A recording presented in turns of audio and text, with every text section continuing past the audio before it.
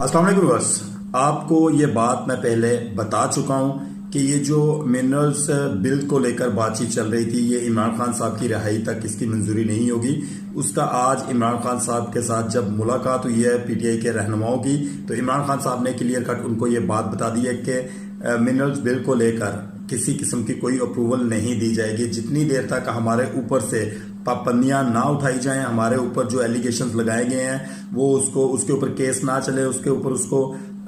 करने के बाद सजा सुनाई जाए या फिर रिहा किया जाए, उतनी देर तक बिल जो है वो फाइनल नहीं किए जाएंगे। इमरान खान साहब से आज जिस वक्त मुलाकात के लिए जनाब अली मीन गंडापुर साहब को भेजा गया, तो इमरान खान साहब ने कहा कि इसके साथ बाकी भी मेंबर्स जो पीटीआई के हैं, रुकने असम्बली हैं, उन सबको बुलाया जाए। मैक्सिमम लोगों की आज मुलाकात हुई और इमरान खान साहब ने क्लियर कट उनको ये बता दिया है कि किसी किस्म का कोई भी बिल मंजूर नहीं किया जाएगा। अब देखते हैं आगे क्या होता है।